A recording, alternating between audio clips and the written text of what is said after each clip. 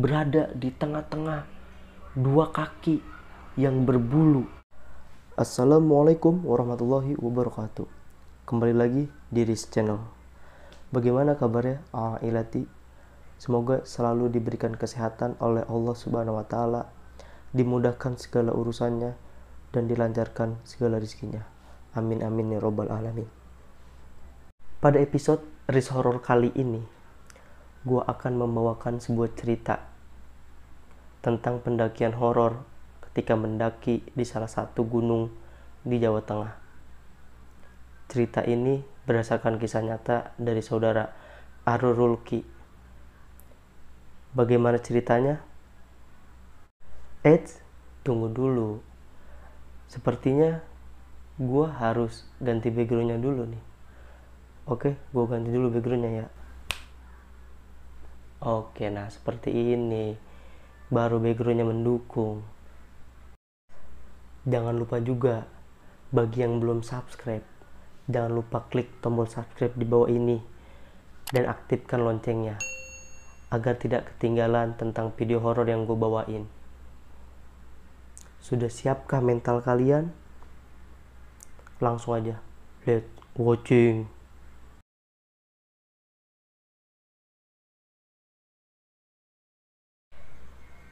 Ini kisah nyata dari saudara Arul yang dialami pada tahun 2016.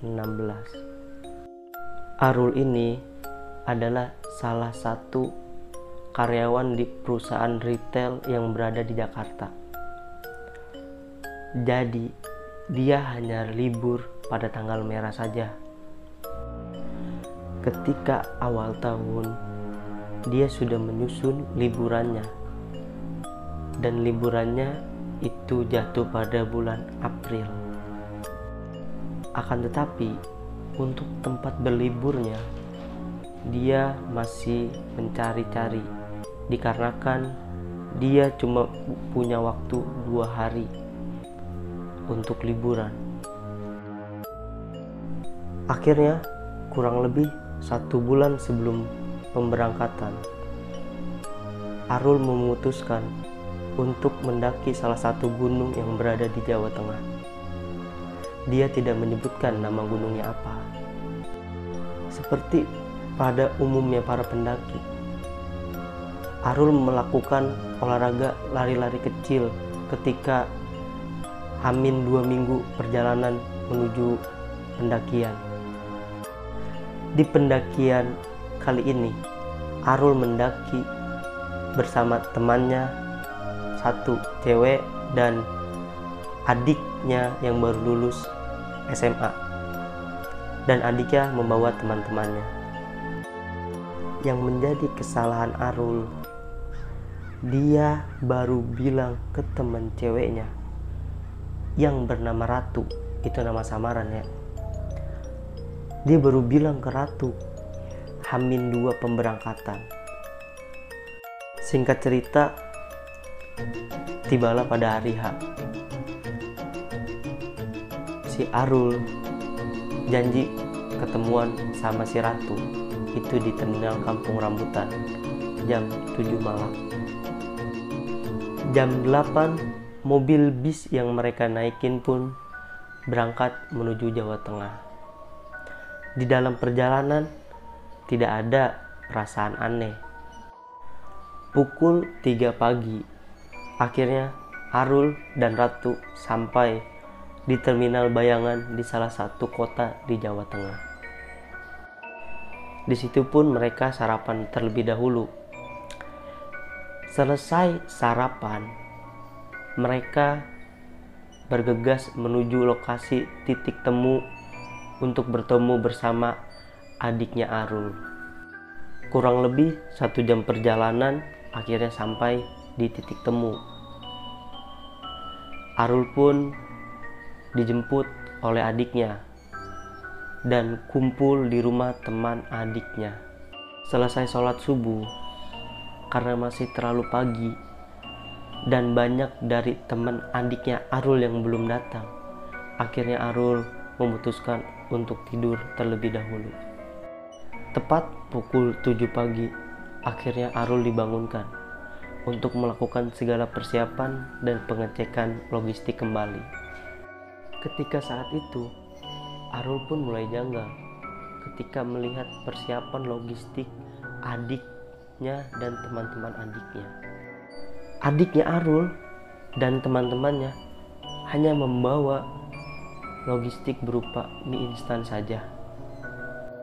Setelah berdoa, mereka pun dijemput oleh mobil pick-up yang akan membawanya menuju gerbang pendakian. By the way, mereka mendaki sebanyak 13 orang. Selama perjalanan menuju gerbang pendakian, Arul dan yang lainnya pun bercanda serta bertukar pikiran secara umum. Tiba-tiba Arul nyeletuk. Ada yang mau beras nggak? Adiknya Arul dan teman-temannya hanya bisa diam ketika ditanya oleh Arul tentang membawa beras atau tidak. Pada akhirnya Arul memberhentikan mobil pick-up di sebuah warung untuk membeli beberapa liter beras. Setengah jam berlalu, akhirnya mereka sampai di pintu gerbang pendakian. Pas sampai di lokasi, Arul mulai bingung karena tidak ada gerbang pendakian dan pos pendaftaran. Ternyata mereka melakukan pendakian tidak melewati jalur yang sudah dilegalitas. Kan tetapi mereka melakukan pendakian di jalur pengecekan aktivitas magma. Arul pun kaget dikarenakan tidak ada pengecekan dan pendaftaran. Arul berpikir, jikalau tidak ada itu semua, jika dia celaka, tidak ada yang tahu, serta tidak ada yang peduli. Di situ Arul pun merasa kesal dan sampai memarahi adik serta teman-temannya. Akan tetapi, teman dan adiknya Arul menenangkan dirinya dan berkata, "Nggak apa-apa kok mas, di sini jalannya aman." Dengan segala pertimbangan dan sedikit rasa percaya kepada adik serta teman-temannya, akhirnya Arul memutuskan untuk ikut mendaki. Mereka melakukan pendakian pada pukul 10 pagi, dimulai dengan berdoa terlebih dahulu. Pendakian pun dimulai. Seperti biasa, pendakian awal-awalnya mereka mengobrol, bercanda, tertawa untuk menghilangkan lelah mereka. Dengan trek yang lumayan menanjak ditemani pemandangan kebun warga yang memanjakan mata. 1 jam pertama pun terlewati tanpa terasa. Akhirnya mereka sampai di hutan pinus. Trek perjalanan masih menanjak, belum ada bonus sama sekali. Singkat cerita, 2 jam perjalanan pertama, mereka masih berada di hutan pinus dan akhirnya memutuskan untuk beristirahat dahulu dikarenakan sudah terdengar kumandang azan zuhur. Mereka istirahat untuk sholat terlebih dahulu dan ngemil-ngemil serta ngopi ngeteh untuk mengembalikan staminanya. Oh iya, di pendakian kali ini itu tidak ada kejelasan pos antar pos dikarenakan ini bukan jalur pendakian melainkan jalur aktivitas untuk mengecek magma. Setelah dirasa cukup, akhirnya mereka melakukan perjalanan kembali. Setengah jam perjalanan, tiba-tiba cuaca berubah, yang tadinya cerah menjadi hujan lebat. 1 jam perjalanan, akhirnya mereka sampai di ujung hutan pinus. Mereka beristirahat dahulu sejenak. Di sini Arul sedikit khawatir dengan keadaan ratu yang terlihat sangat lemas sekali. Arul pun bertanya kepada ratu, Lu nggak apa-apa kan, tuh? Nggak apa-apa bang, santai aja. Masih kuat kan lu? Kuat bang, tenang. Setelah 30 menit mereka istirahat, mereka melakukan pendakian kembali.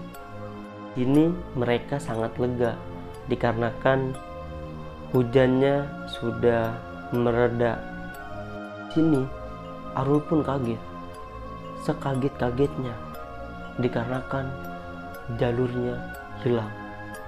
Jika mereka ingin melakukan pendakian, mereka harus meraba-raba ilalang yang tingginya 2 meter.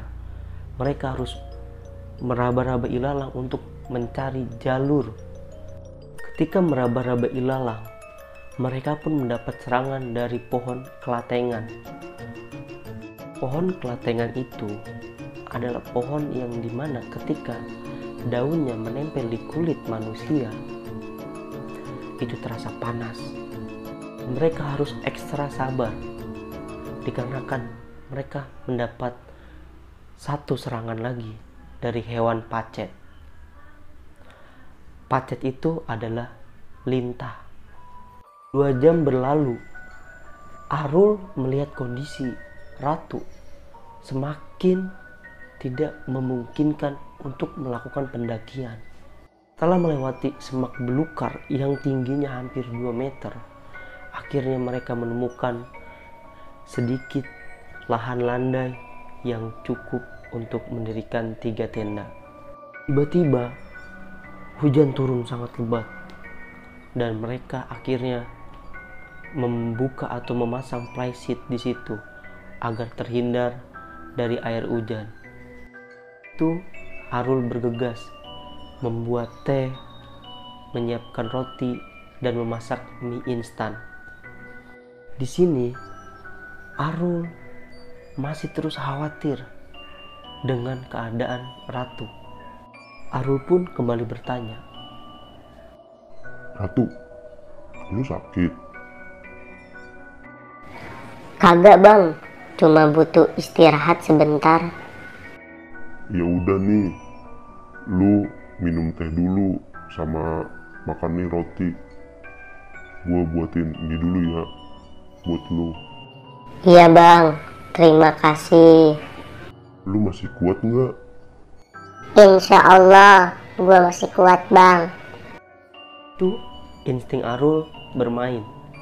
Walaupun si ratu bilang kuat, tetapi sebenarnya si ratu itu tidak akan kuat melakukan pendakian kembali. Arul sempat ngobrol atau berbicara kepada adik dan teman-temannya untuk turun saja dikarenakan keadaan ratu yang tidak memungkinkan untuk melanjutkan pendakian. Awalnya adik dan teman-temannya Arul tidak setuju. Akhirnya Arul memutuskan untuk turun berdua saja bersama ratu. Akhirnya adik dan teman-temannya Arul pun setuju dengan keputusan Arul. Pada pukul 5 sore, Arul dan ratu akhirnya turun. Dengan kondisi ratu yang tidak memungkinkan, akhirnya Arul menuntun ratu pelan-pelan. Ketika di tengah perjalanan melewati semak belukar yang tingginya kurang lebih hampir 2 meter, itu Arul sempat putus asa dikarenakan sudah lelah, capek, karena Arul membawa 2 tas carrier dia, tasnya si ratu, dan menuntun ratu. Di situ Arul mulai berhalusinasi. Dia melihat danau sampai genteng rumah warga Tapi Arul masih berpikir positif. Yang lebih menakutkan, ketika melewati jalur ilalang tersebut, Arul melihat sosok laki-laki memakai baju merah. Awalnya sempat senang ketika dia melihat sosok laki-laki tersebut. Setelah diperhatikan lebih jelas lagi, laki-laki tersebut bisa duduk di ilalang. Akan tetapi Arul masih berpikir mungkin itu hanya halusinasinya saja. Akhirnya dia berhenti sejenak dan mengucak matanya, dan ternyata laki-laki tersebut masih dalam posisi yang sama, yakni duduk di atas ilalang. Dan logika Arul di situ masih fokus. Akhirnya dia memutuskan bahwa itu bukan manusia. Di situ Ratu pun bertanya kepada Arul, Kenapa bang? Kok berhenti? Abang capek ya nungguin saya? Maaf ya bang, gue jadi lemah gini ngerepotin elu. Enggak kok, enggak ngerepotin. Gue cuma mau napas aja sebentar. Ya udah yuk, kita jalan lagi pelan-pelan aja. setelah mengobrol dengan Ratu, Arul kembali lagi melihat ke arah yang tadi terdapat sosok laki-laki, dan ternyata sosok laki-laki tersebut hilang.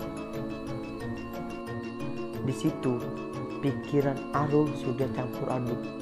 Ada rasa takut, bingung, lelah, pokoknya susah untuk dijelaskan. Ditambah dengkul Arul yang langsung kayak nggak ada tenaganya gitu. Pelan-pelan mereka jalan kurang lebih 15 menit. Arul melihat sosok wanita yang percis pakaiannya seperti yang dipakai pada laki-laki yang ia temuin tadi. Tetapi wanita ini melirik atau menatap Arul dan Ratu dengan tatapan yang tidak bersahabat. Di situ Arul benar-benar down dan sudah tidak mempunyai tenaga untuk melanjutkan perjalanan. Di situ Arul pun berdoa kepada Allah Subhanahu wa Ta'ala dan menyuruh Ratu untuk terus bersolawat. Akhirnya suara azan pun terdengar samar-samar dari kejauhan, dan wanita tersebut hilang. Arul dan Ratu pun akhirnya memutuskan untuk beristirahat dahulu sejenak dan menghabiskan sisa logistik yang ia punya. Singkat cerita, alhamdulillah mereka sampai hutan pinus dengan selamat. Itu Arul berpikir cobaan atau gangguan sudah selesai. Tanggapan Arul pun salah, karena cobaan yang lain itu datang menghampirinya. Cobaan selanjutnya adalah Ratu terpleset dan terjatuh sampai mengakibatkan kakinya terkilir. Aduh bang, kaki gue terkilir nih. Kayaknya gue nggak sanggup lagi buat jalan. Udah, lu tinggal gue aja bang. Lu cari pertolongan ke bawah. Gue nggak mau kita sama-sama mati di sini. Harus ada yang berhasil sampai di rumah buat ngabarin. Ratu, udah nggak perlu ngomong kayak gitu. Karena gue nggak akan ninggalin lu di sini sendiri. Bukannya kita tadi berangkat bareng, jadi kita akan sampai rumah juga bareng. Nggak akan ada yang mati di sini. Nggak ada yang perlu turun ke bawah selain lu sama gue. kerjaan, sahabat, keluarga kita nunggu kita di rumah tuh. Kita pulang ya tuh, gue tuntun lu lagi. Kita jalan pelan-pelan, udah deket kok.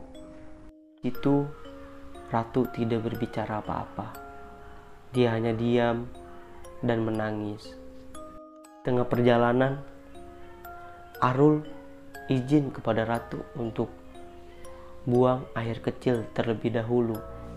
Setelah selesai buang air kecil, Arul kembali ke Ratu dan Arul sangat terkejut melihat Ratu berada di tengah-tengah dua kaki yang berbulu.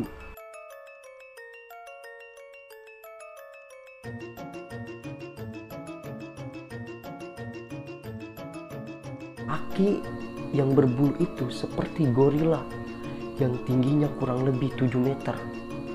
Perawakannya benar-benar seperti gorila. Arul melihat jelas. Arul pun terjatuh karena kaget melihat penampakan itu. Dia pun membaca doa yang ia bisa. Arul pun berkata di dalam hatinya, Maafin saya dan teman saya. Kami tidak ada maksud mengganggu. Kami hanya ingin pulang. Kalau memang tujuan Anda datang untuk mengantarkan kami minta tolong antarkan kami. Saya mohon. Makhluk itu hanya menjawab dengan suara rangan berat seperti harimau. Dan tiba-tiba melangkah dengan posisi Ratu yang tergantung di antara kakinya. Arul langsung bergegas mengikuti makhluk tersebut. Waktu demi waktu mereka lalui dan mereka melewati trek yang terasa amat sangat mudah. Entah berapa lama mereka berjalan dan akhirnya tiba-tiba sosok hitam besar itu pun menghilang dan Ratu pun jatuh tersungkur.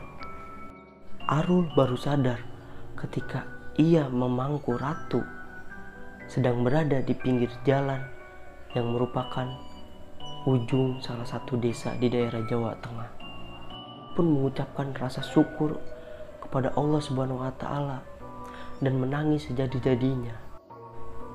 Arul pun kemudian membangunkan Ratu dari pingsannya. Tuh Ratu, bangun tuh. Kita udah sampai. Kita udah berhasil pulang tuh. Ya Allah bang, beneran kita udah sampai. Itu Ratu juga nangis sejadi-jadinya. Di situ Arul bertemu warga dan warga pun langsung mengantarkan Arul beserta Ratu ke balai desa. Di balai desa, Arul dan Ratu disambut baik oleh warga sekitar. Mereka diberi makan, mereka istirahat dahulu, dan mereka bersih-bersih badan mereka. Setelah bercerita dan bincang-bincang dengan warga, akhirnya Arul tahu bahwa desa ketika ia turun itu bukan desa ketika pas ia mendaki atau melakukan pendakian, dan makhluk yang mereka temui adalah penunggu gunung tersebut dan warga semua mempercayainya.